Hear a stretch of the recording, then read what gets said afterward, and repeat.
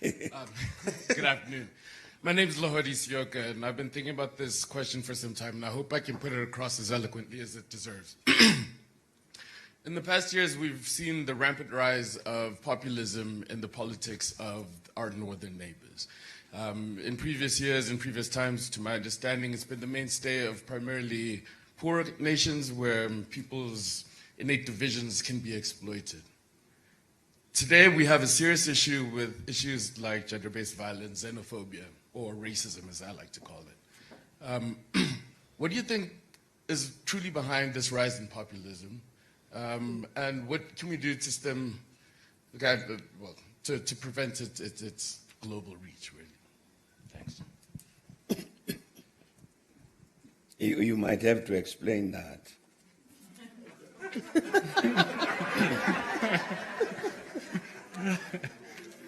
No, because it's an assumption that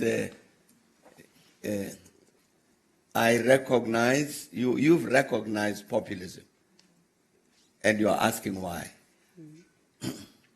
And you expect an answer from me. The assumption of that is that I've also recognized the rise of populism.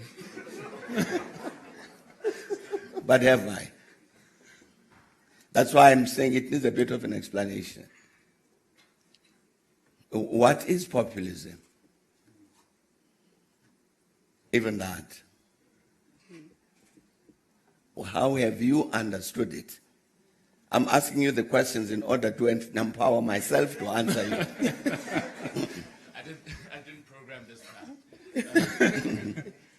For me, populism is when any kind of demagogue, any kind of person who's blessed with the gift of speech and the ability to sway the minds of people uses the basest of human kind of instinct. It's our fear of otherness. And our fear of otherness will drive us to do things that may, in some cases, harm ourselves. So when I say the rise of populism, it is when people will stand up and say to their citizens that immigrants are bad. People will say that people with different sexual orientations are bad. People will say that people who don't look like them are bad. And they can get that groundswell of emotion going to a point that they can uplift themselves into positions of power. And I think that's my definition of populism.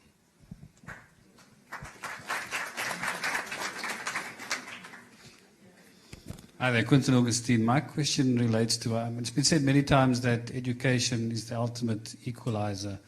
And our leader, Isaac Smith, very often comes to us with many interesting books that we should read. And I thought, if I get the opportunity to speak to an ex-president, it's a very simple question. What books do you read? And perhaps give us a sense of some of the profound books that you read and how it influenced your life.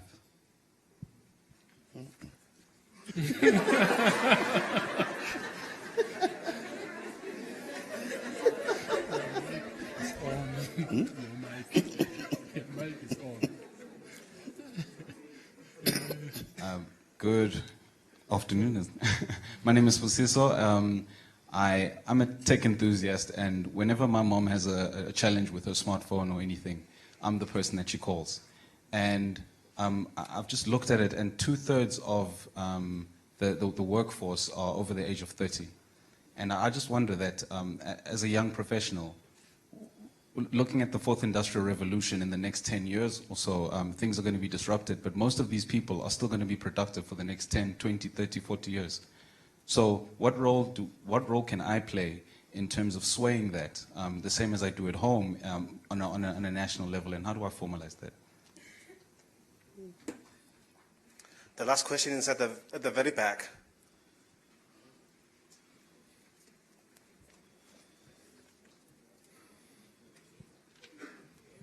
My name is Zizwe Mbata, patron of Timali, Tata Thabo Mbeki. Yesterday you actually mentioned that the late former President Robert Mugabe was actually an African patriot.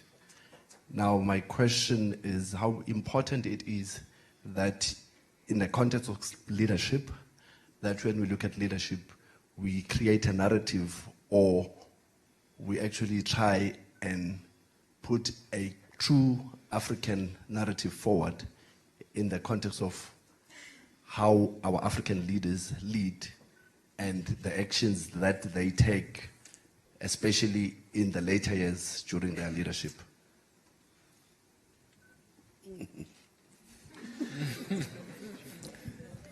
Great. Patron, I don't know. It's okay. You can sit or you can maybe... No, it's okay. It's better here.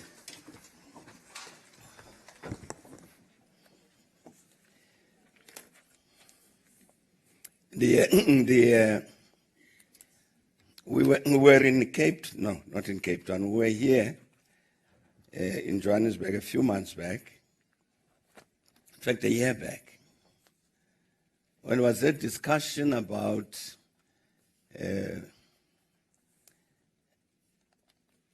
technology and education and knowledge.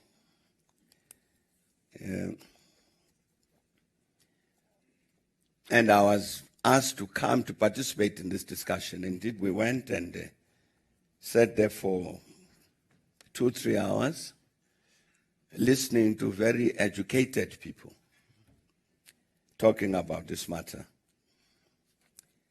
And so they asked me to speak at the end, which I did, essentially to say that I had not understood them at all.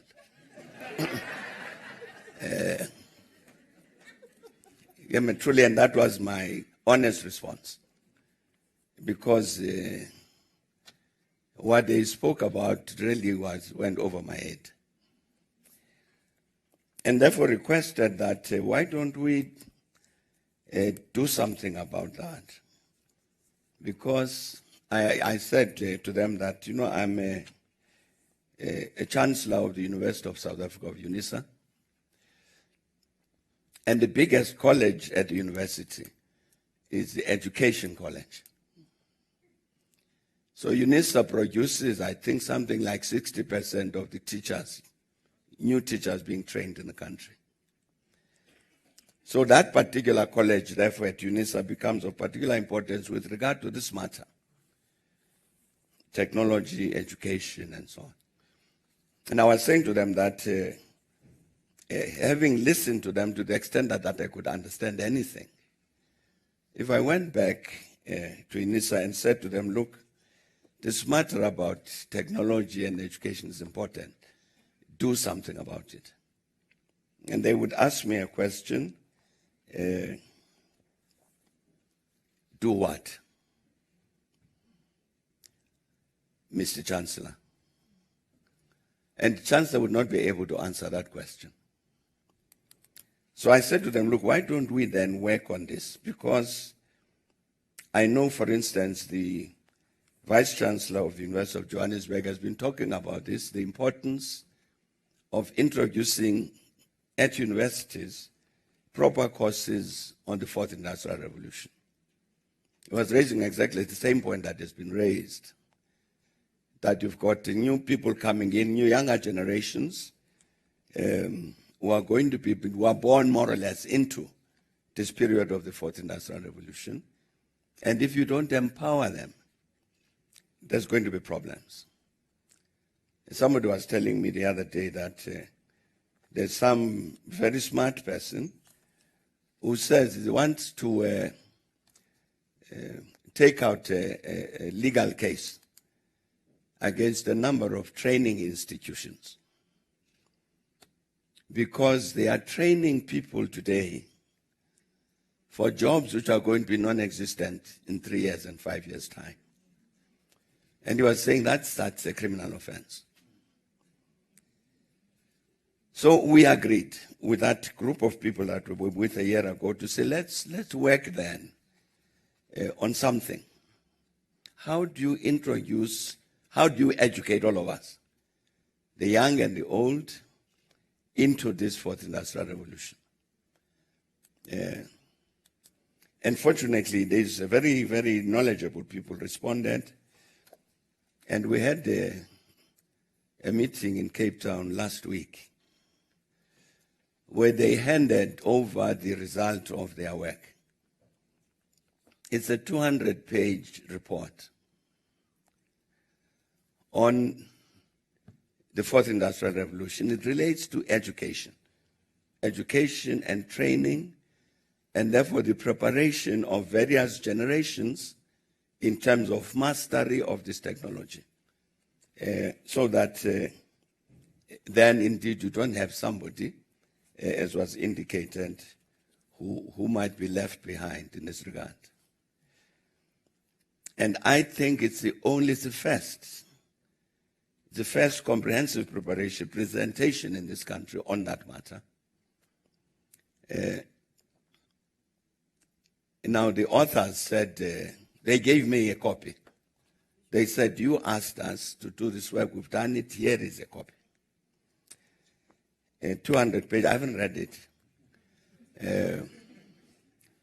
But they then said they are going to post it on the Thabo Mbeki Foundation website. I don't know if it's been posted yet. But elsewhere, because it's going to be I'm trying to respond to the question that was posed. It's going to be a very important engagement. This one, because indeed this fourth industrial revolution is with us. It will be disruptive. It is disruptive of many things. But to master the technology, therefore, means to be able to adapt to that disruption in a manner that is productive. As a foundation, we are beginning next year, January, beginning of the school academic year. We are going to be introducing, it's a trial project, tablets at 50 schools in Mpumalanga and the Eastern Cape, rural schools.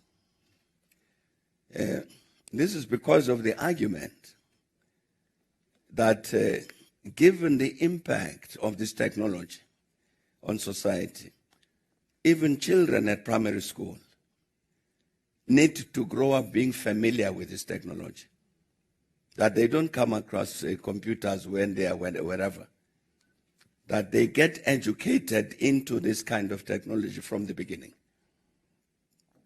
So we, fortunately, with the support of some important foundations in Europe, they've agreed we'll go together. I'm saying we're trying a trial project with 50 rural schools, some of which, if they don't have electricity, might need solar panels and things like that.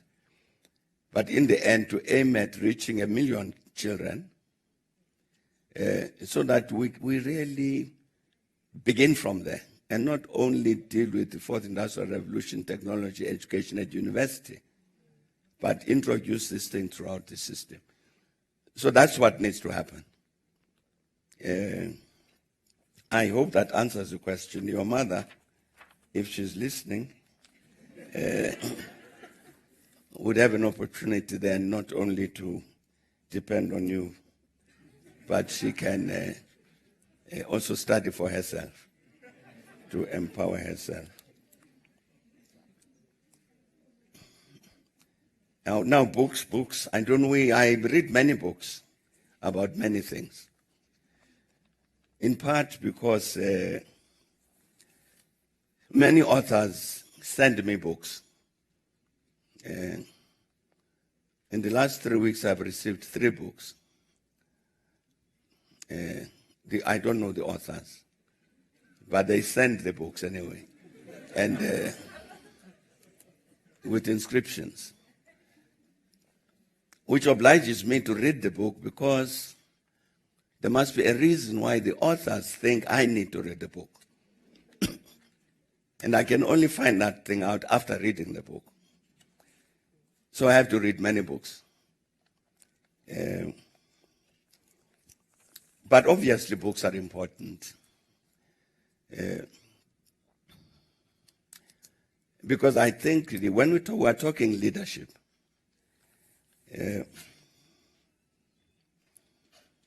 I think a first requirement of leadership surely must be an understanding of the reality with which you are dealing. As correct and truthful and objective an understanding of the reality you are dealing with rather than an imagined reality. I think that's your first starting point. It doesn't matter what the issue is. That understanding becomes important, therefore books become important.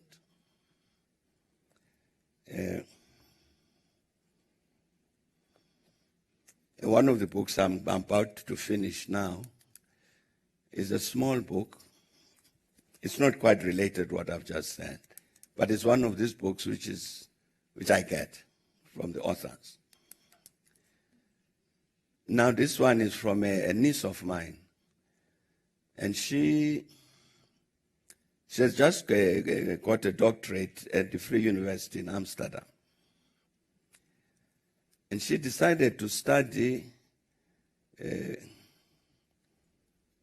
impact of nutrition on the slaves that were imported into the Cape from the 17th, 18th, so on centuries. Now, in the slaves, so she talks about the slaves. They came from Malaya. They came from Indonesia. They came from what is Sri Lanka today, from Madagascar, from Mozambique. And why she decided on this topic, I don't know. But it was, when she told me, I thought it was a very interesting idea. The impact of nutrition on slaves in the 17th and 18th century. How are you going to study that? The poor slaves are dead. But she did, because then they have to do tests on the bones and look at the molars and this and that and the other. Very fascinating story. I'm not talking about the scientific part of it. I skip those pages. It's the historical part, when she says they came from here, they were like this, and so on. But that's an aside. Some years back, we hosted the former president of Haiti, President Aristide, for a number of years. Haiti, you'd recall, became independent in 1804. It was called the First Black Republic because it was the result of a rebellion of the slaves against France, against Napoleon. And the French, Napoleon sent an army to Haiti to suppress the slave uprising, and the slaves defeated that army. And Haiti became independent beginning of 1804. So 2004 was the bicentenary of the liberation of Haiti. So we discussed this matter at the African Union. That is a very important occasion for us as Africans, and it will be important that we join the Haitians as they celebrate that bicentenary. So let's all go. Agreed? We all agreed. But as it happens, there were only 2 delegations that participated in those celebrations. It was ourselves and traditional leaders from Benin. And the reason for the traditional leaders from Benin is because a lot of the slaves that ended up in Haiti originally came from what is now Benin. The rest of my colleagues did not come. It was very restive at the time. There were people who were very determined to overthrow the government of President Aristide. So even while we were there, there was shooting taking place in various parts of the island. And then President Aristide said, look, there's agitation against the government. we are willing to have, I'm willing to have early elections. Secondly, I'm willing to reconstitute the Electoral Commission so that even the opposition parties are satisfied about how it is composed, and therefore have these early elections and let the matter be decided like that. And then he asked me, he said, can you therefore please speak to the opposition to tell them that? So indeed, meeting of the opposition was convened, and we told them that President Aristide agrees with your demand there must be early elections. Number two, agrees that the Electoral Commission must be reformed so that everybody is satisfied about this composition. And therefore, you people must enter into negotiations between yourselves and the government. In the end, they agreed. The political parties first, and then they insisted that we should then also meet civil society organizations because they would have to be taken on board. We did that, and the matter was agreed by therefore the government, the opposition, political parties, civil society, that they would get together and negotiate this agreement. That was January 2004. February 2004. So we left Haiti, and the matter was going to be handled by Jamaica, who was going to chair the negotiations, and we would act in support of Jamaica. So we left, came home. And then sometime in February 2004, the US ambassador in Pretoria calls me to say he'd like to see me, so I see him. And he says to me, I have a message from Washington. And the message is that President Aristide wants to leave office and come to South Africa. No, he just now awaits the permission of the South African government to therefore take off from Haiti. That conflict I was saying, which was there already in January, had intensified. So he wants to leave to come to South Africa. So I said, Ambassador, just give me and his agent. Washington says matter is urgent. I said, give me some time, let me reflect on it. I'll come back to you. So I contact some of the prime ministers in the Caribbean to say, but what is the story that I'm told by the Americans about President Aristide wants to abdicate? And they say, no, they don't know anything about that. So then I go back to the American ambassador because I was going to say to him, well, nobody in the Caribbean knows anything about President Aristide leaving. And number two, normally he would contact me if he wanted to come to South Africa. So the ambassador, he starts off, when I get through to him, he starts off by laughing. And then he apologized. He said, no, President, I apologize, but I'll explain why. No need for you to explain. President Aristide has already left Haiti. And he says, the reason I'm laughing is because he's not coming to South Africa. He's going to the Central African Republic. So I say, Ambassador, how does Aristide get there? He says, well, that's why I'm laughing, because a very, very odd thing that he would leave and go there. When we found out later that they had been called, the government in the Central African Republic had been called by the President of France to say, you must receive Aristide. And what had happened is that Aristide was taken and they put him on a plane, the Americans, and they flew him to the Central African Republic. So in the end, that's how Aristide ended up here. Now, the reason I'm telling you this long story, it's about books.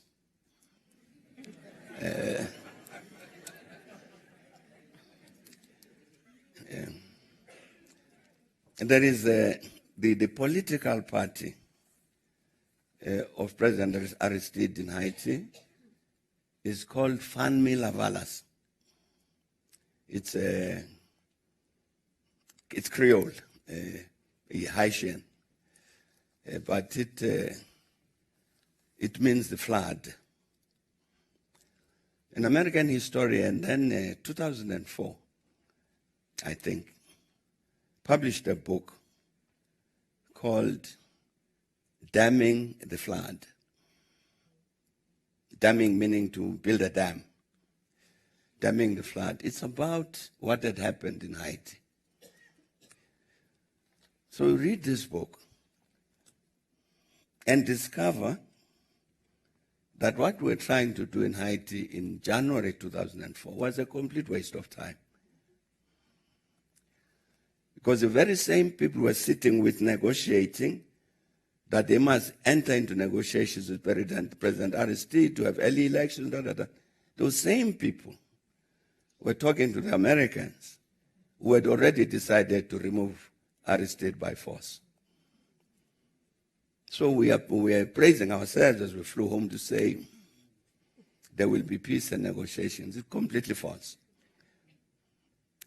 Unfortunately, the book came after Aristide had already been removed. But when you read the book, you came to understand the reality of Haiti. If we had had an understanding of that reality before, we might have intervened in a different way.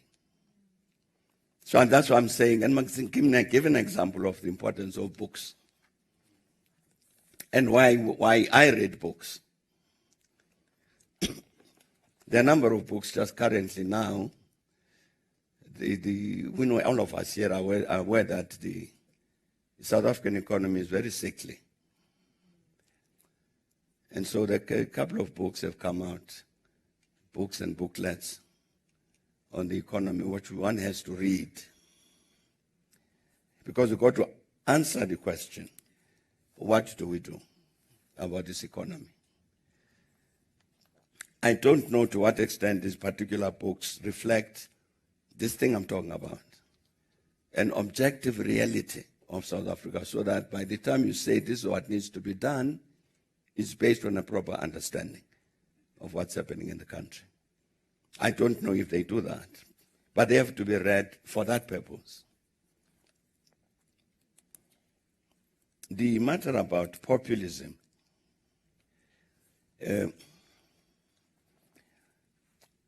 wherever populism occurs, this is my view, wherever populism occurs, it's a demonstration of political bankruptcy.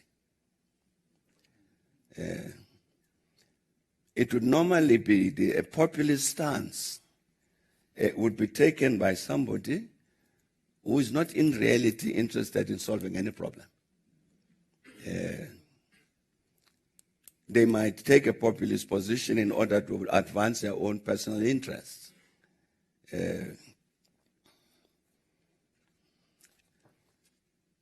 That's why personally, instinctively, I get very worried about the superlatives describing situations. Now, when you say such and such a country is the crime capital of the world, I worry about that. Because my suspicion is that whoever makes that statement has actually not studied crime statistics of 190 countries. They haven't. They have an impression, maybe, or they have an objective to pursue, and therefore will say things like that. But I'm trying to say that populism, in my view, is indeed a reflection of that. A political bankruptcy, which has nothing to do with solving whatever the issues that have been raised, whether it's matters of gender violence or crimes of xenophobia or anything of these sorts.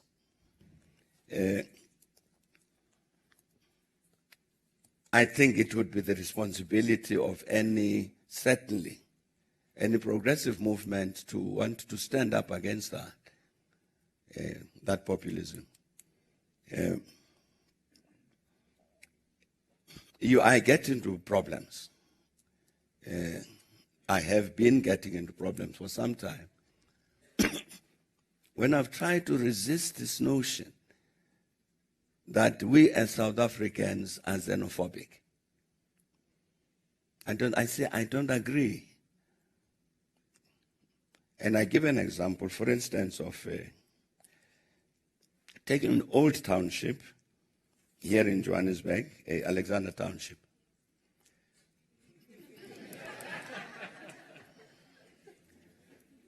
Alex is 100 years old plus.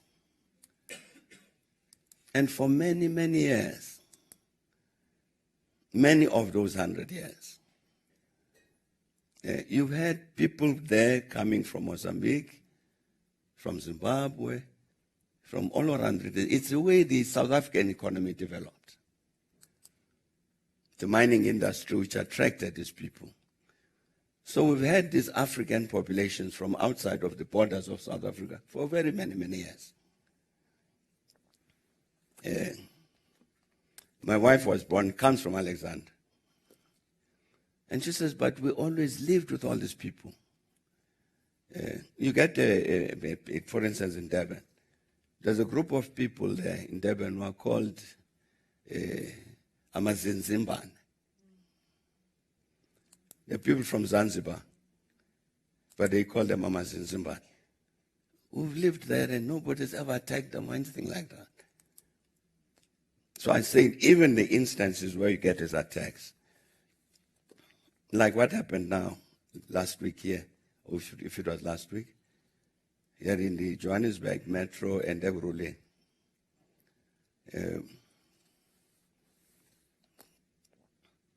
I read, for instance, a report that one of the attacks in Springs, it's in the media here, people were offloaded by bus. They were brought by bus to come and attack some shop. It's not an instinctive thing, a spontaneous thing from people in the township who then get up and say, because we hate these ones, we're going to attack them. Somebody hires a bus, collects people, delivers them, they attack, they are collected by bus and taken away.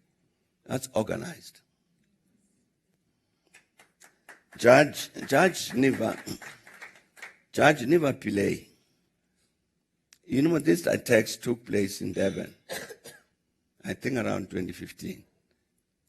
And they asked the government there, Judge Niva Pillay, to set up a commission under her to look at this matter.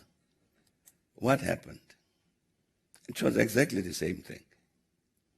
In that case, it was the South African traders.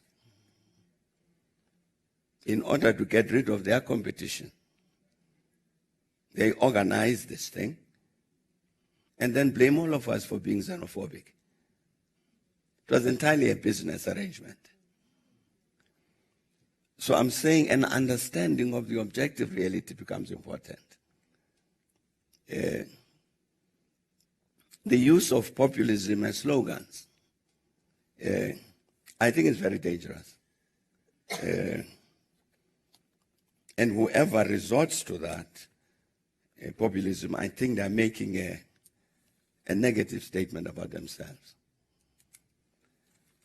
I think it's people that we ought to say, we don't want to have anything to do with populists. That would be my view. Our colleague at the back there was asking a question about African leadership. And he said something about, as these leaders are getting old. I thought he was talking about myself. No, even that, you see, there are obviously some things there which are not right on the continent. For instance, this phenomenon which we've tried to oppose of people perpetuating themselves in power. You remember that historically what's happened here on the continent is as the countries became independent around 1960, thereabouts, many countries become independent. Not long after, you started having military coups. Lots and lots of military coups. Then the democratization process kicks in around the 1990s. And so all of these processes, including South Africa and so on. So you then see that what happens during that democratization process during the 90s, a lot of the constitutions will give two-term limitations. And this was not necessarily because it's particularly democratic to have two terms. There are many democratic countries in the world which have no terms. The UK and the Germans and, you know. But the reason the continent took that position was out of the experience we had had with the military coups.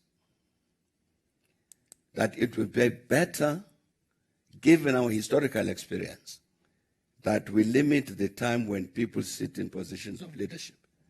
Hence the two-term limitations. I think it was a correct decision, certainly in our context. So therefore, we have generally opposed people trying to remove those limitations. Because they end up with that perpetuation of people in positions of power. I'm saying there are wrong things like that are happening. But, of course, part of the challenge is that when countries hold referenda,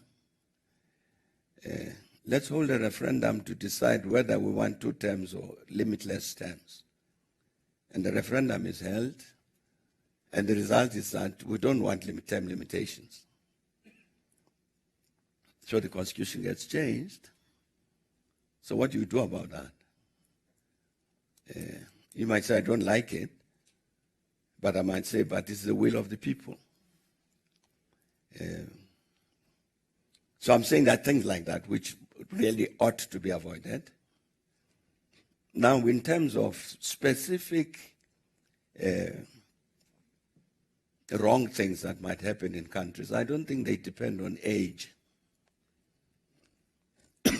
I think they depend on the politics of the people concerned.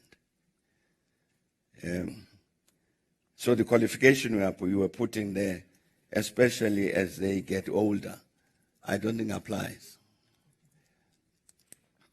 I think we can do wrong things at any age.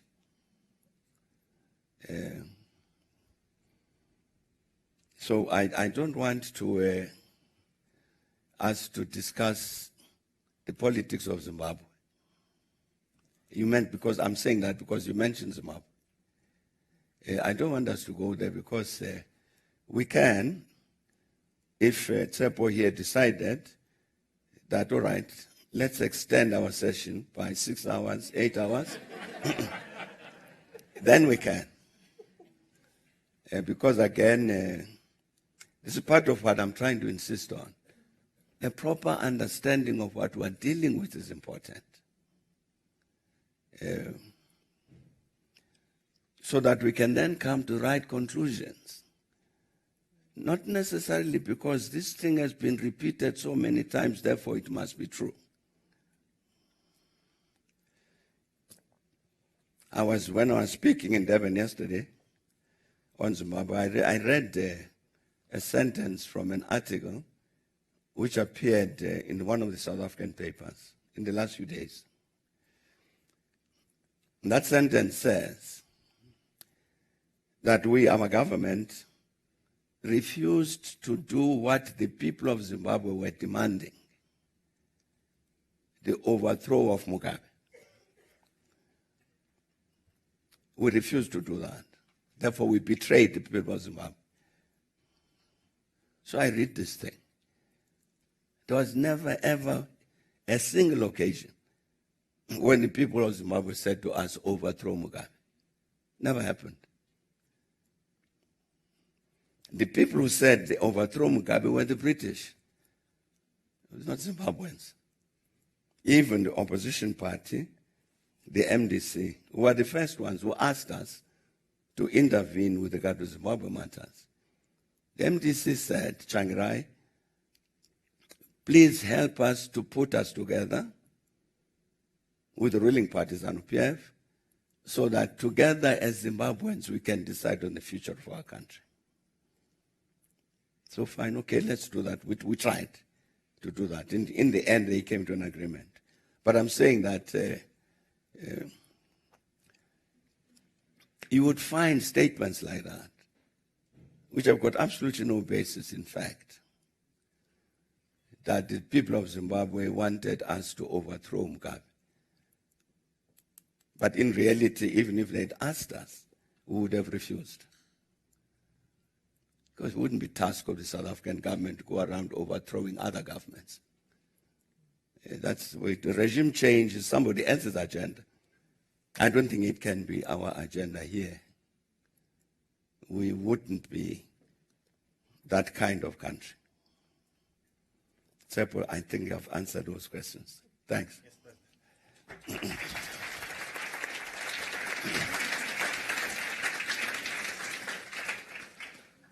I think we have traversed both the historical, the current, and the future. For IR, what's happening in Zim, and also dealing with Zim also dealt with the past.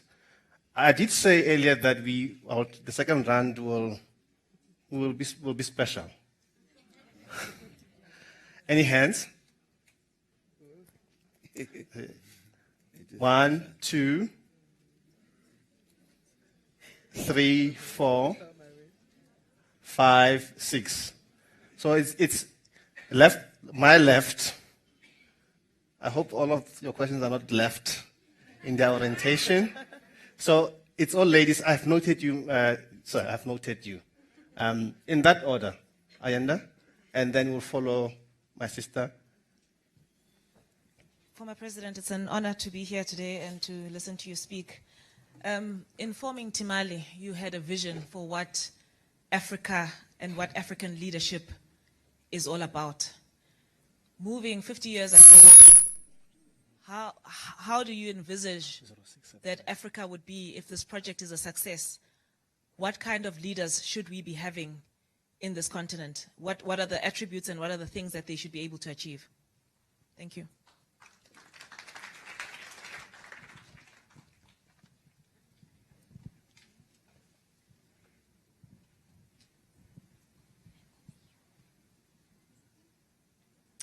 Good afternoon, Mr. Former President and everybody.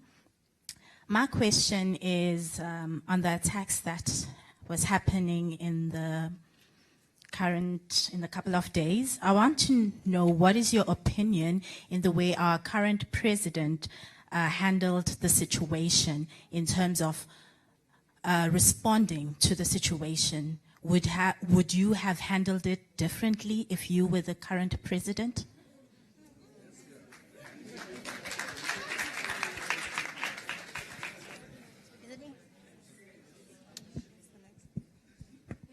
Good afternoon, everybody. My name is Sanel Mjali.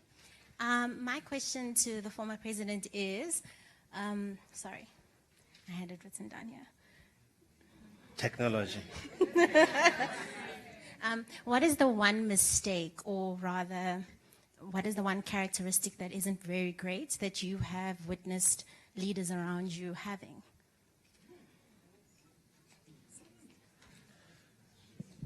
I think I noted hands already, so you are noted,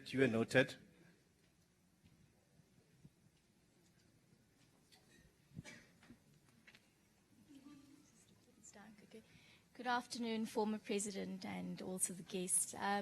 My name is Danielle. I don't think this is much, well, I've got two parts, a comment and a question.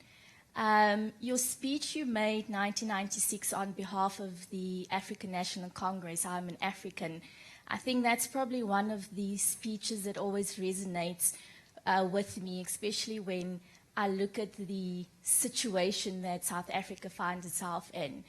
I think we often forget that we are African.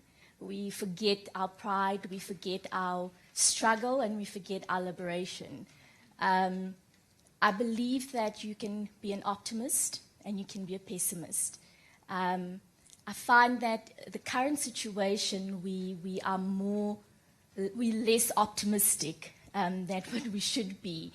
And I think it's such not a shame, but a loss, because of the fact that, you know, we've come so far in the struggle for liberation that we often forget to acknowledge our wins, to look at where we are, to look at where we were.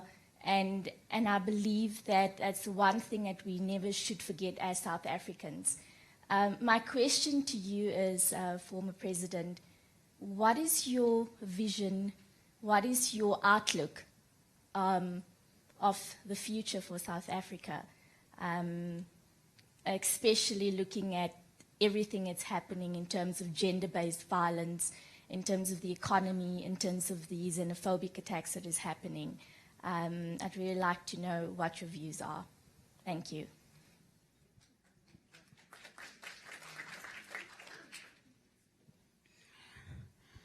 Good afternoon, former President. Good afternoon, colleagues, esteemed guests. My name is Nolene Tahani. It's a pleasure to meet you again. You conferred my honors degree in economics earlier this year at the University of South Africa.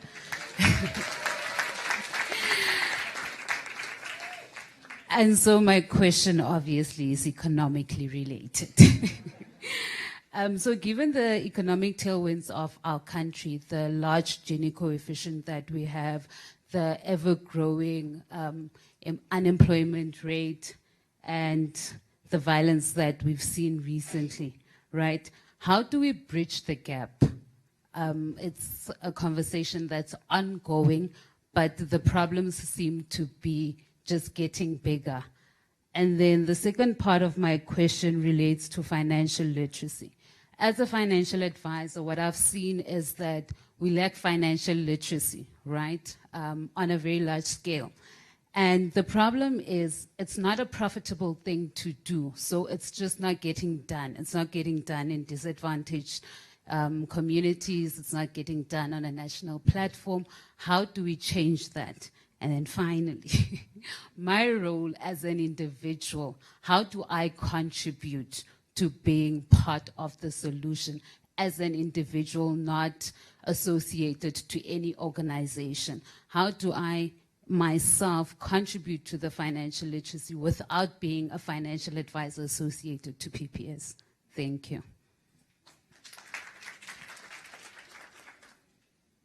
I think there's another hand.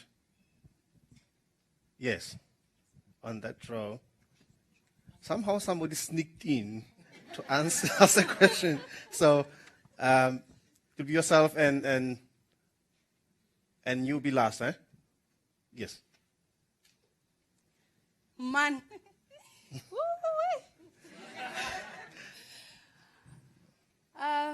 Good afternoon, everybody. Mr. President, former President. My name is Refilwe and I'm from Alex. My question is with regards to African Renaissance. I understand that it was something that you spearheaded in 1997, and somehow it went, and I don't personally know as to where it actually ended up. And last year I read an article on the Mail and Guardian that you were gonna be called back to finish the project, as you were deemed as the person who actually started it and have more knowledge in terms of what is happening in the continent. So my question is, where is it? Is it still coming, or it's something that you're still thinking about it? Because I understand that they said they will ask you to come back and not give you an opportunity to say no. I'm presuming you're referring to when Mr. Lindiwe Sisulu was yes. referring to the South Africa's foreign policy. Correct, yes. All right. Good afternoon, everyone. No. We are skipping you for now. I'll be last. The lady next to you, yes, her. I promised you next round. Oh. Yes. Good afternoon, former President. My name is Dumi.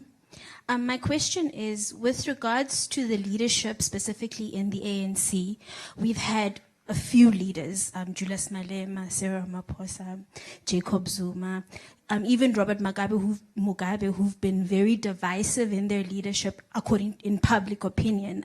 They've created negative perceptions. What is the extent of your involvement in the future leadership of the ANC, especially economically? I think I'm going to step aside.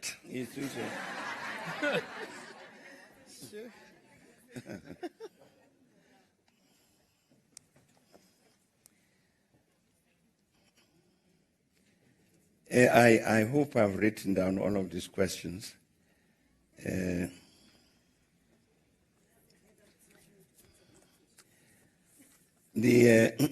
Somebody asked a question about the recent attacks against his foreign shops and so on, and whether the president handled them correctly and whether I would join him, I would do the same or not do the same. There's the former High Commissioner of Nigeria to South Africa, who went back, finished his tour of duty here and went back to Nigeria last year. Well, let me start off by saying you will remember, of course, that the government of Nigeria and the population have been very upset about what's been happening here, and they've made that thing very clear. Now, I'm coming back to my story.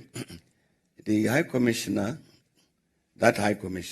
he finished his term of duty here last year, went back to Nigeria. And at some point, he gave a speech. He spoke in Nigeria. And he said something which is very important. He said, out of every four Nigerians killed in South Africa, 3 are killed by other Nigerians. And he said it's mainly turf wars around the matter of drugs. Now, I'm saying that's the former ambassador of Nigeria to this country, who was saying the story that you are told, that the South Africans are after killing Nigerians, is not true. This is a practical reality. As I was saying, that he gave the figure that 3 out of 4 Nigerians were killed in South Africa would be killed by other Nigerians. You see, that raises a question about this matter. As I was saying, if you take the recent attacks, my view, and it's a view, I can't say I've done research to establish this, is that these were organized attacks and not spontaneous. They are organized in order to achieve particular purposes. So you get them in these various portions.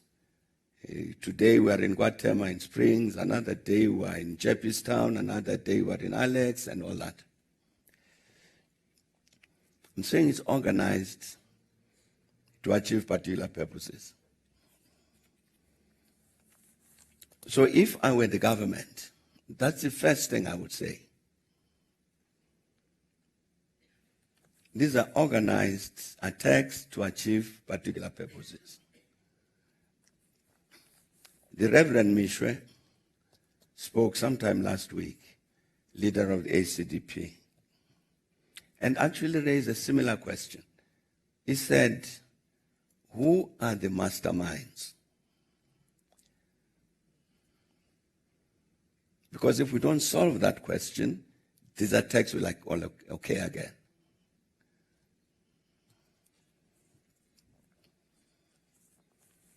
If we come to the conclusion that the population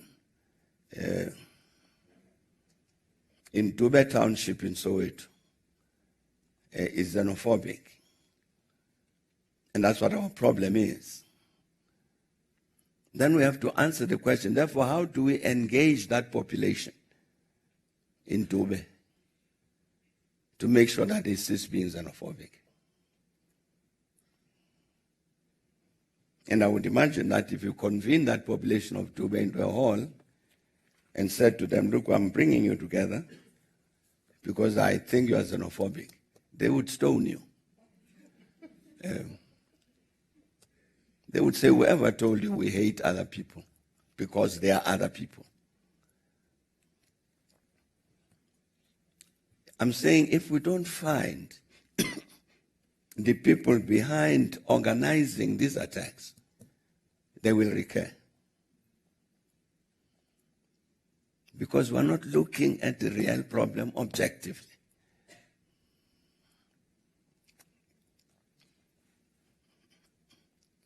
You saw these figures that I've been given about how many people died.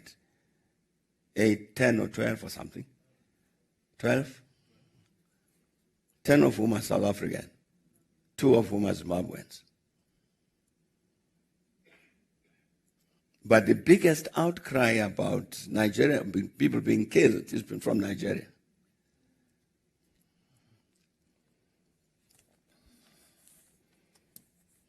I spoke to the Premier of the province, David Makura, and I said to him, you know, Premier, my request, can you please ask the provincial police to give a report about who owned the shops that were attacked? I haven't seen that information. As a result of the absence of factual information of this kind, then people create their own stories. Because I was saying to him, Premier Makura, that, you know, I suspect that the people who are attacked are Pakistanis, people from Bangladesh, and people from Somalia. Those might be very well the biggest groups. Then there would be people from other nationalities. So that we get a proper picture.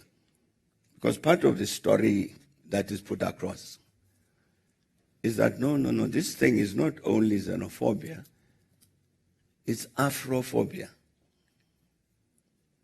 These South African Africans hate the other Africans from the rest of the continent.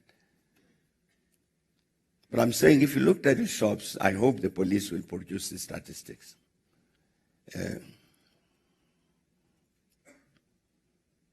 Which shops were attacked? Who owned and ran the shops? And again, I mean, if you go to many of the African townships, again, something that's established when people look at these matters objectively, that in many instances, this Somali shop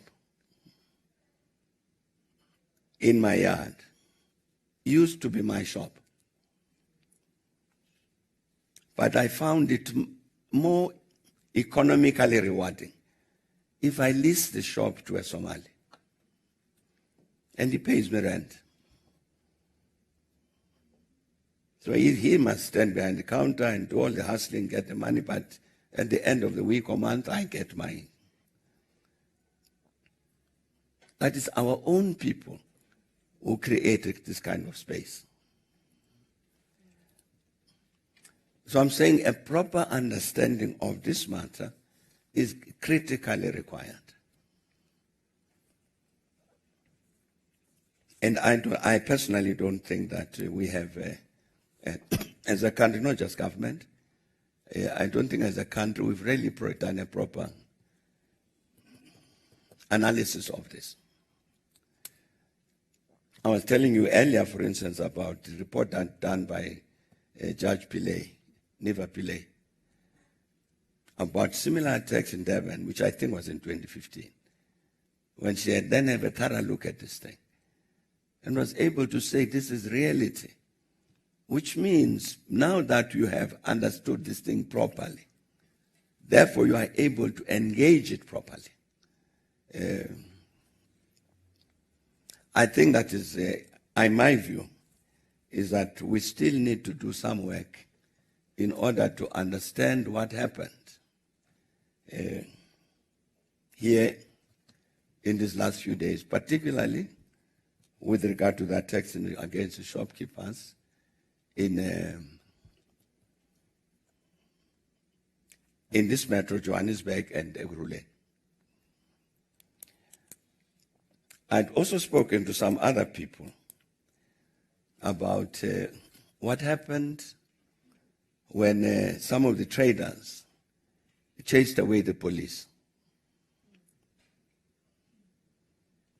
And a lot of us, of course, naturally said, but this is wrong, illegal. Of course it was. You can't go around beating up the police. And people correctly said this is wrong. Sure it was. But having said that, you need to ask the question why. Why did they do it? These are these migrant people in this country who are running the shops. And therefore, by definition, very vulnerable. Maybe I can come and say you are undocumented and therefore out or something. Why would people like that, in a very precarious situation objectively, as these non-nationals, why would they attack the police? Let's ask that question. It was a criminal thing to attack the police, correct. But why did they do it? Unfortunately, you remember that particular instance. The police helped us to answer that question. Because even as they were doing those raids, they arrested 8, 9, 10 of their own officers who were trading in counterfeit goods. They go and raid your shop. They raid your shop and they take the counterfeit goods and come back to you to say, buy back your goods.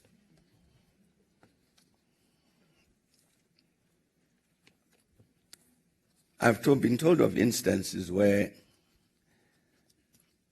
quite a lot of the non-nationals are saying that really we wish a situation at our homes was better. Because you get police officers, this is not a condemnation of South African Police Service, some police officers, regularly, I'm talking about a woman who runs a hairdressing shop. Regularly, this officer will come to demand so much money every month. And the poor woman, she knows that if she doesn't give the money, this police officer is going to cook up some story to get her deported. Now I'm saying, I said to somebody, please, can you investigate why those traders in central Johannesburg did a very wrong thing of chasing away the police? There was a reason for it. As I was saying, fortunately, the police helped us to answer that question, because that was part of the reason. Because of a persistent misbehavior by certain members of the South African Police Service. who extort bribes from people. And you are obliged to give the bribe.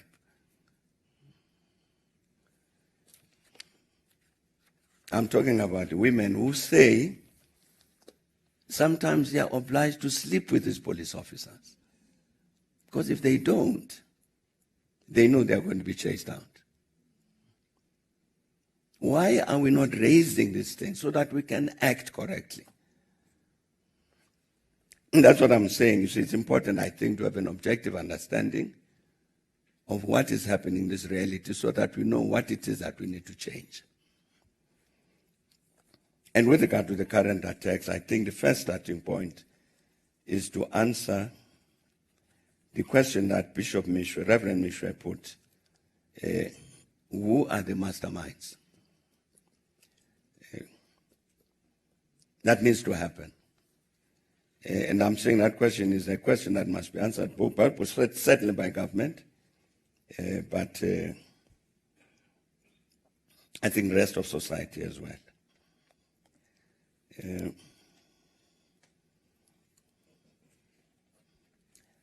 When the question asked about mistakes,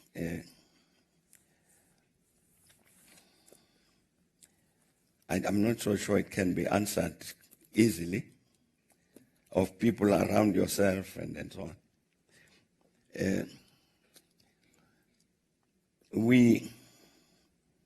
There are a number of mistakes. Let's talk about ourselves here.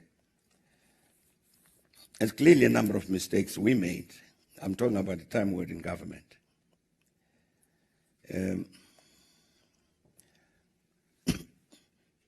You remember we used to have technical colleges. I think they're called TVET colleges now.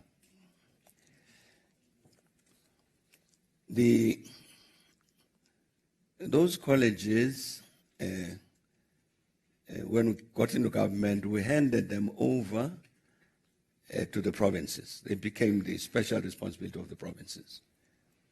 So the provincial education departments would be in charge of basic education and technical colleges, and national government universities and higher education.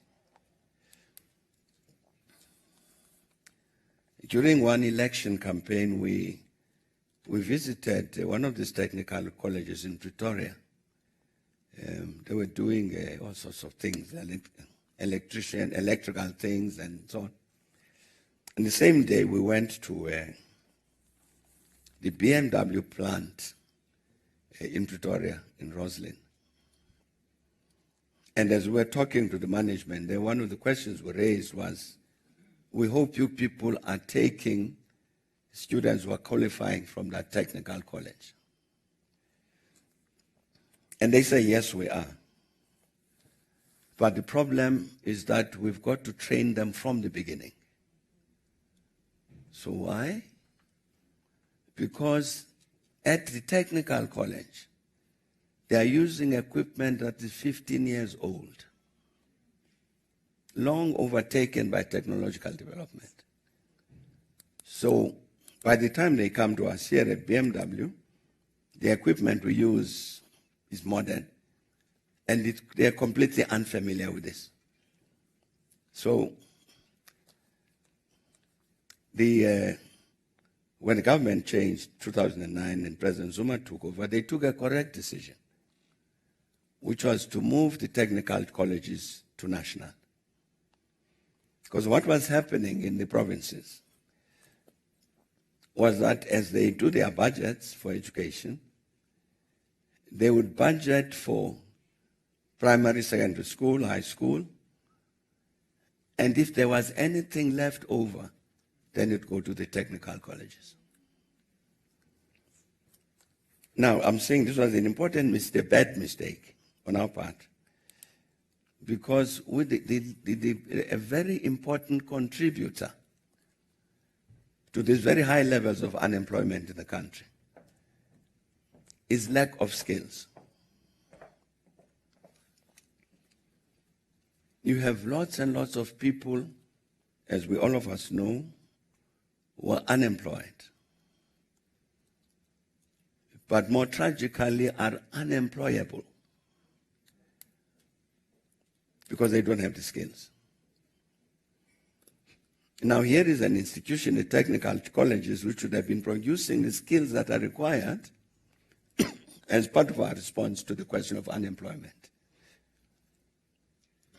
And what we did was to handle them in a manner that they couldn't do this thing that was required of producing the skilled people. Then that was a bad mistake. The attempts to correct it, I hope that they have succeeded.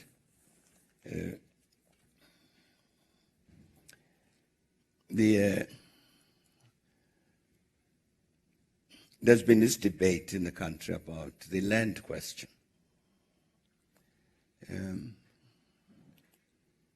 Yeah, quite correct. We have to do something about the land issue and so on.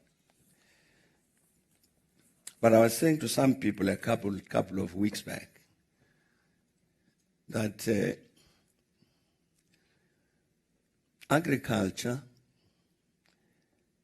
in this country accounts for something like 3 or 4% of GDP. 3 or 4% of the wealth of South Africa comes from agriculture. Now, as we discuss the land thing, the way I'm listening to some people,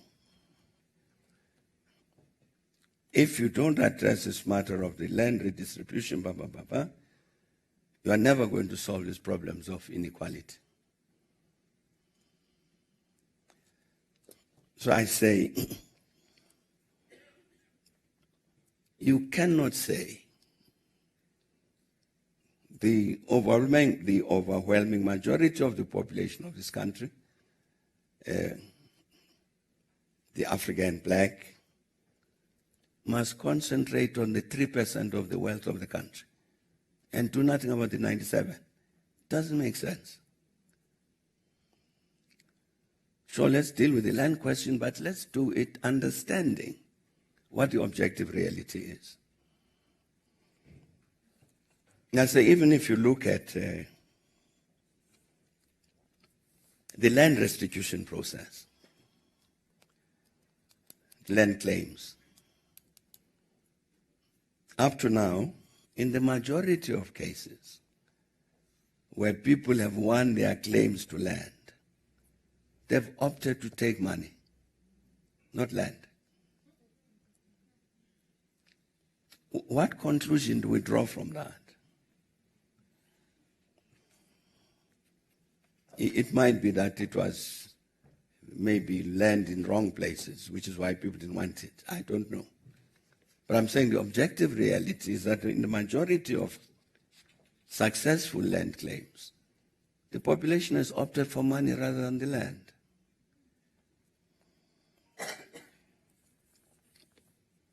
I'm raising this matter because you might make another mistake of thinking that the resolution of the economic challenges of the country, including problems of inequality, unemployment, that the resolution of those questions resides in the resolution of the land question, which would be a very, very wrong conclusion. I don't know where I was where this matter arose. I think it was maybe at Timali. And said, all right, let us assume that things will go ahead and land will be expropriated without compensation. Please, you who are in this room, how many of you agree to be farmers? And nobody raised their hand. They don't want to be farmers. Even here. Oh, there are 2 hands. There's only one. So I'm saying that it's necessary objectively to understand these things correctly. And I'm saying that with this, that I was citing one mistake that we made here. There are probably other mistakes which have to do with an understanding of how a capitalist economy functions. 2-3 years back, the deputy head of the IMF visited South Africa. And he gave a speech at Wits University, and made a very interesting observation. And he said there are many structural changes which need to take place with regard to the South African economy. But one of the things that needs to happen is that the South African government must understand that there are certain things, certain policies, which if you introduce them in a country like the UK or the US or Germany and so on, will work. But will not work if you introduce them in South Africa. That you must understand that. Therefore, they are wrong policies. Policies which may be right generally somewhere else, but are wrong for South Africa. That needs to be looked at. That's why I'm saying that might have been another mistake, that we didn't understand properly the functioning of a capitalist system here in South Africa. And therefore introduce policies which are going to produce negative results. An example of that, for instance, is we had a long time ago now an international advisory council on the economy. It was made up of senior business people from around the world. There were 2 Americans who sat in that panel committee, and they kept raising a question. And that question was, why are many of the South African corporations, why do they hold such large volumes of assets as cash, abnormally high in terms of international business standards? So each time we met twice a year. And each time we met, they would pose this question. And we kept running away from it. The reason we're running away from it, because we're embarrassed. Because the reason for that was that a lot of your big corporates were uncertain about the future of the country. They proceed from the position that this South Africa, this transition which took place from apartheid to democracy was too good to be true. Sooner or later, something is going to explode. After all, this is an African country. Now, once you put your money in building a factory, you have to run. You have to run because something has exploded. You can't run with the factory. But with the cash you can. Which is why the companies maintained high liquidity rates, because of their uncertainty about the future. Now, what I'm being told now by some people who are more knowledgeable than I, that we're back to the same phenomenon. Among the corporate world, a lot of uncertainty about the future of this country, and one doesn't blame them. And the consequence is, let us take as many of our assets out of the country as possible, because we don't know what's going to happen here. So the IMF man was saying, when you introduce particular policies to impact on South African capitalist economy, don't expect that necessarily it will behave in the same way as would happen in the UK or the US. And he was right. And part of the reason was exactly that the sentiment of the business community here about the future of the country would be different. Once, that's one last thing about this. Once I traveled with, I was flying to England, I don't know why. And I was from here wearing a suit and a tie. And I don't know, somebody must have bought a ticket because I was in business class. And then next to me was a German who was wearing jeans. And he told me that, no, he is in the construction industry.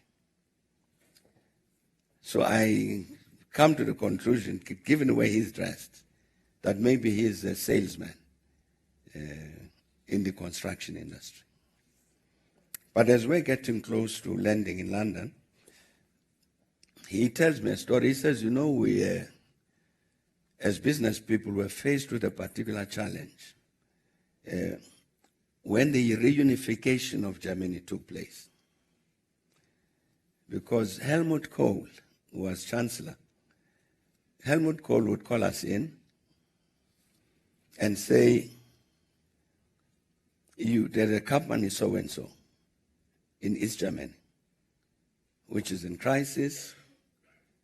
You've got to take it over, invest in it, rebuild it, keep people employed, and we would have to do that. So I said, I'm very interested in this. He says, because it was a national task.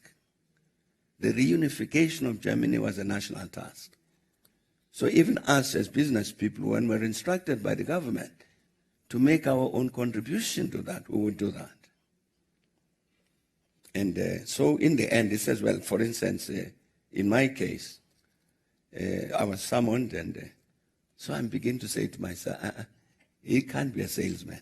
He's, no, the chap was the owner of a big building firm in Germany. And that's how they behaved. There's a national task. The reunification of Germany affects all Germans. But here, if we say they are national tasks to eradicate poverty, will we all respond in the same way? So I'm saying that must have been a mistake also, that we didn't quite understand the functioning of the capital system here in South Africa, and therefore acted in ways that were not quite right. But I think the point that is made that we need to be a bit more optimistic about our future is correct. It's correct because I think if my own interaction with our own population here, black and white, indeed is many say overwhelming majority of South Africans are very positive about this country and very committed to make it succeed. I'm sure you people here at PPS are exactly of the same mind. So I think that we've got a sufficient pool of brains, of skill, of whatever that we need to make sure that we do make a success of the country. But again, I come back to this matter that it's very important that we understand what it is, the nature of the problem.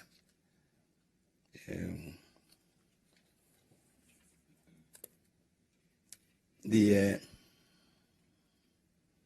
70% went a few years ago, let me say 10 years ago, or more,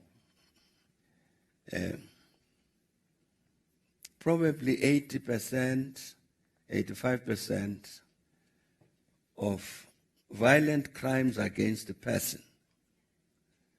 That would include rape, that would include murder, it would include assault with intent to cause grievous bodily harm. Those sorts of offenses occurred between Friday evening and Monday morning, over 80%. I think in the latest crime statistics, they say it's 70%. So you can tell, just looking at those figures, where the source is of this. I'm talking just now about crimes against a person. They are very, very closely related to abuse of alcohol and drugs in the poorest areas of our country. Inevitably. I'm telling too many stories today. Once I was in Finland, and the Prime Minister of Finland organized a dinner with the corporate chiefs of Finland, including people from Nokia, Finnair, big companies. And they raised a question about crime in South Africa. So fortunately, I had been looking at the crime figures. So I was saying to them, sure, there are high levels of crime, but you've got to try and understand them, break these figures down. So I say to them, you see, for instance, if you go to Rosebank in Johannesburg, you are not going to be robbed as you're walking down the street. The problem you'll have in Rosebank is housebreaking and theft, which will occur in many instances when you are not in a house. And then you'll have breaking into businesses. But these other crimes of murder and so on are not likely. So, but if you go to other areas of Johannesburg, yes, indeed. So two of these business people, they say, well, it's very interesting. I was still Deputy President. It's very interesting, Deputy President, that you say that, because each time I'm in Johannesburg, I stay at the Hyatt in Rosebank. And I walk around and nothing has ever happened to me. Another one joins that. And so the Prime Minister says, then why did you ask the Deputy President about crime? When in fact, your own experience is that you've never experienced it. The ambassador of Finland was there. So he says he had hired a South African lawyer. Not hired him, but on, what we call it, on retain. And retained this lawyer because I know for a fact that these Finnish visitors who are coming here as tourists, as business people, are going to be affected by this crime. So we have this lawyer ready to go and intervene. And he says this man has been with us now for 10 months and has really only dealt with one case. So again, the Prime Minister says, but you must explain. The man says, the ambassador, he says, no, there is a Finnish fellow who was arrested for fraud, charged, found guilty, sentenced, is serving a sentence. Now he wants to be released to prison in Finland and maintains contact with this lawyer of ours. Say, please, can you intervene with the South African government to transfer me to prison in Finland? But please, not during the Finnish winter. So the ambassador says, that's really all the cases dealt with. In 10 months. Well, no, apart from the usual Finnish cases. So they all laugh. So I don't know the usual Finnish cases. So they then explain, they say, no, you see, the part of the challenge in Finland that alcohol is very expensive. It's deliberate government policy to discourage drinking. So when they get to South Africa, it's holiday time. So they all get arrested for drunkenness in the street and they cool down in the prison cells and So they then say, no, this thing that we reason we ask Prime Minister this question is because that's what the South Africans tell us.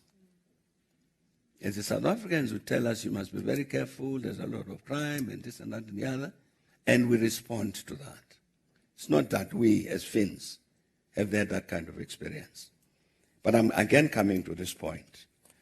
When we say 70% of this kind of crime occurs over weekends in the poorest areas of the country, what's our response? Is it policing? Let's put more police on the beat. At some point, we engage the churches. And we think to the churches that they actually have the most extensive network in these areas affected by this kind of crime. All the various denominations. They will all have them have a church in this township. Why on the weekends? What are the priests doing? Because in murder, the priests murders that are going to occur, and people come out of these taverns or shebeens or places like that. Are we interacting with this population? Well, we were discussing that matter with the churches as to how we might respond to that, to use an institution like that to impact in these areas of very high crimes of a particular kind. The only thing I'm trying to urge all the time is a proper understanding of what we're up to, the nature of the challenge we face, so that we're then able to respond correctly. And I think on that basis, it is really possible to be optimistic about the future of the country. I think that relates to the matter of the Renaissance. The word Renaissance, as you know, it really means rebirth. And that's what we're trying to communicate, that it is possible. We have to strive for the rebirth of the continent. Rebirth means attend to everything. Matters of culture, matters of economy, matters of education, matters of everything. That let's all, as Africans, say that this is the Africa we want. That reborn Africa, this is the Africa we want, and let's strive to get it. It was out of that perspective that, for instance, you had economic programs which we worked on, like what became NEPAD, the new Partnership for Africa's Development, out of which came things like the African peer review system, so that we could sit together as Africans and review ourselves to say you are misbehaving. It is the correct way to treat things like this. It was out of all of that.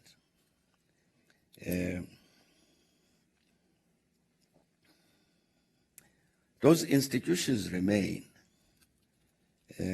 Like I'm taking NEPAD, peer review mechanism, they remain, they're still there.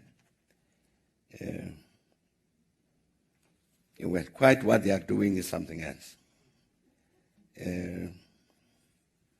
But I think it is possible. One of the problems, I think, the challenges that we face on the continent, you can see it in terms of what has happened. There used to be a very strong and very active All-African Students' Union, which involved all of these African universities and very active young people at universities, concerned about education on the continent, about other challenges on the continent.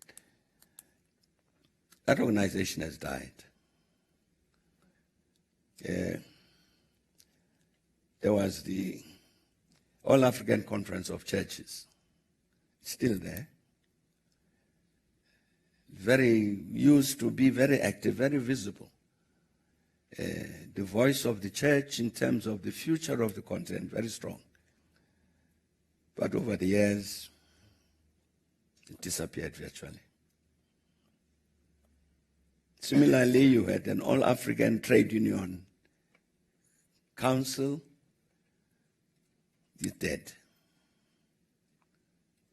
Women's organization, same, has died.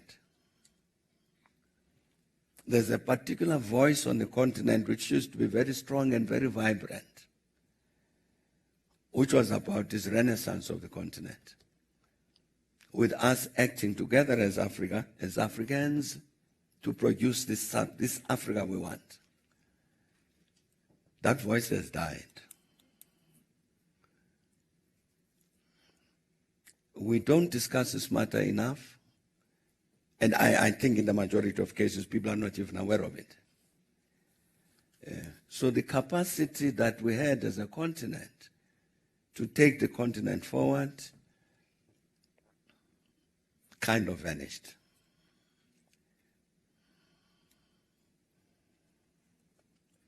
And so, therefore that voice we spoke about in African Renaissance, I think has become very, very weak. Something has to be done about that.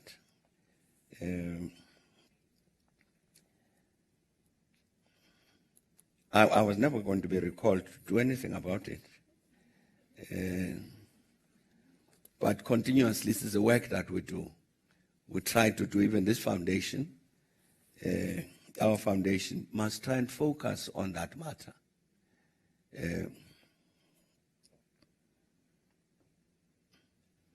We know we have one of the things that we decided, the foundation decided, was to establish what is called a presidential library.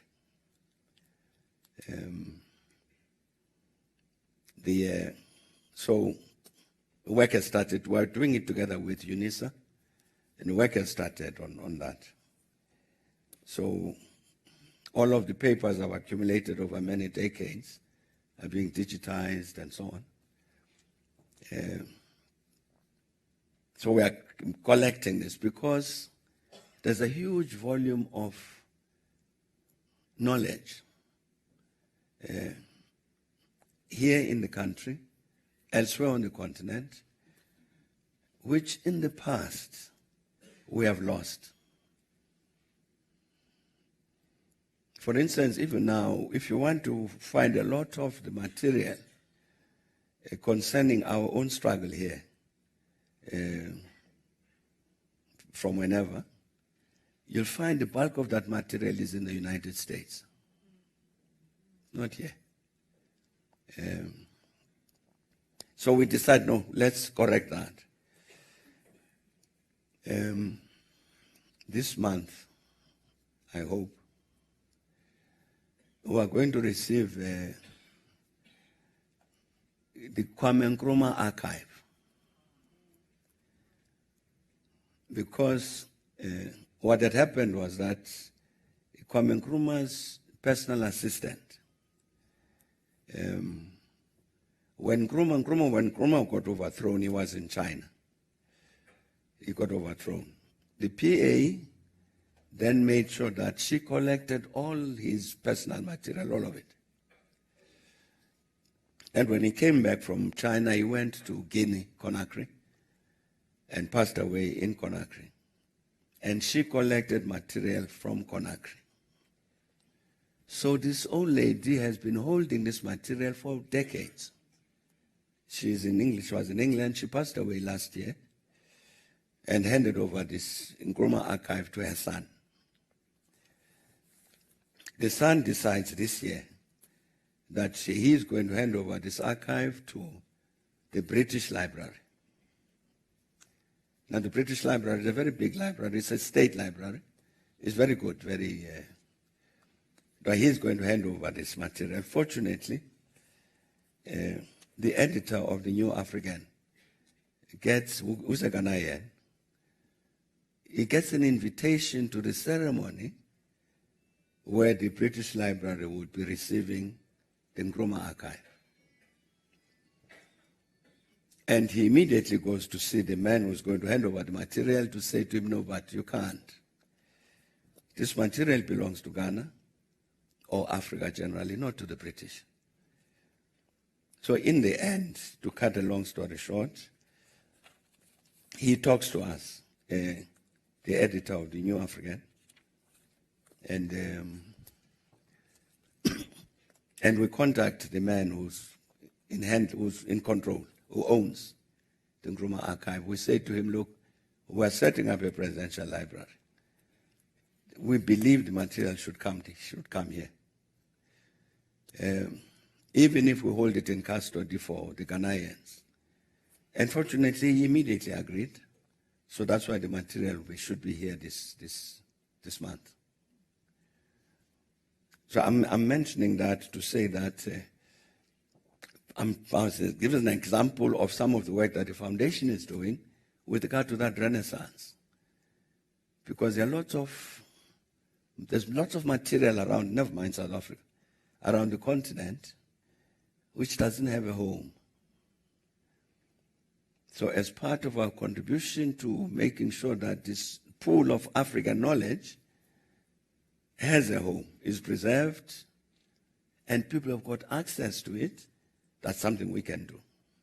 So at least I'm saying that the notion of optimism about the future of the continent, I agree with very fully. And in that context, I think the matter of the Renaissance becomes important. Let me just finish. The questions about leaders, future leaders, including about the economy, what kind of leaders in 50 years' time, matters about financial literacy and what people can do. Generally, this leadership question. I think clearly what is being done here at PPS is very important in terms of answering that question. Or at Timali. The need for us to prepare the people, to give the people the necessary skills that are required in various fields. But I believe that we also need to say that people are not only technicians, so that you don't only have skills that are specific to your profession. To be able to play this leadership role, I think requires a broader exposure. When I was doing my master's degree in England in economics,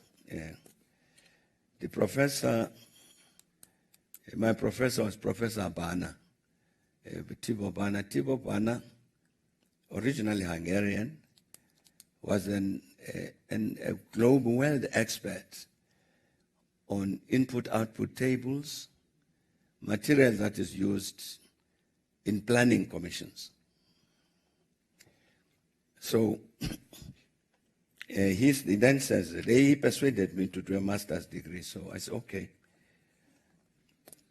So I say now, Professor, one of the things I want to therefore to do in this master's is this planning thing, this capacity for economic planning, taking advantage of the fact that he is there. So he refused. He said, not you. And Professor Bana says to me, look, you people here in South Africa are in struggle. One day you are going to be free. And I'm pretty certain that you are going to be in some leading position. Your task is not to understand input-output tables. Your task is to understand how societies change. So that's what you need to study.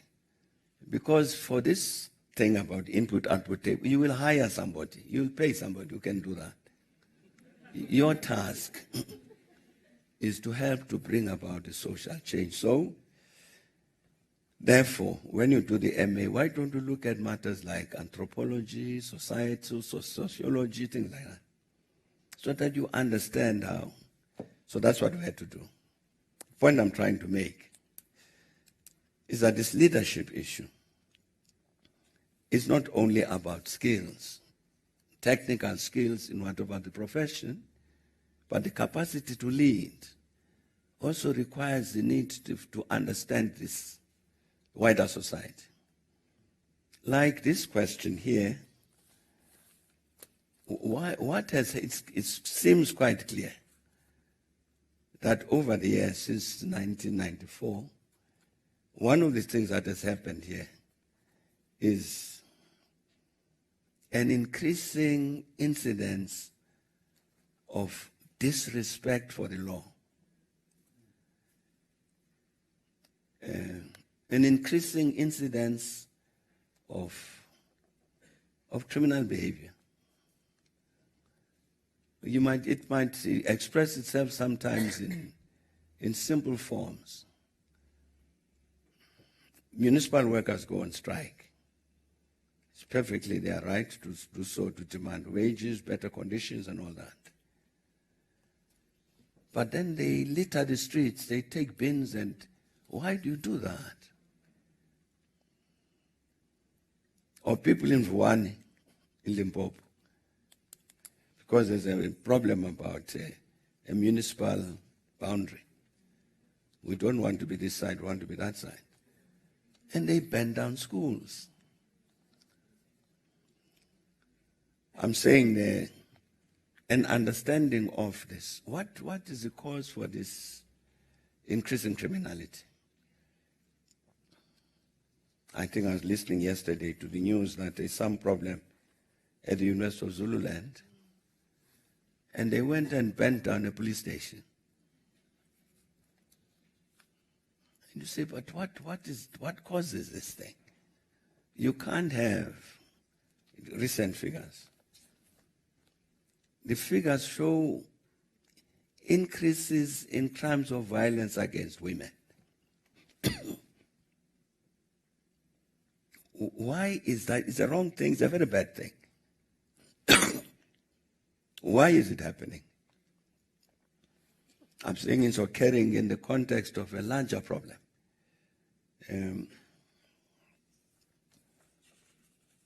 Now, we need, among other things, therefore, a leadership to emerge which is able to deal with those kinds of situations. So I think the initiative of PPS, Timali, to try and cultivate a leadership, which I'm saying is not only a leadership because of the particular skills it has, but it's got a leadership because it can help to impact in sense of changing society for the better. Now, I don't know what an individual can do in order to improve financial literacy, a question that was posed, but I would imagine that challenges of that kind are better dealt with through organized structures rather than individual interventions, I would imagine. But in the end, I think we have a responsibility to produce a leadership here at home on the continent, a leadership really that would be able to lead the country, the continent, out of the problems we are experiencing now. Because I think as I was saying, we have the intellectual capacity, and I think we have the will to produce that kind of leadership, which would make sure that indeed this vision of South Africa and Africa reborn, that renaissance actually takes place. I think we can do it, and in any case, I think we must. See, are we not running out of time? Thanks a lot, Tsep.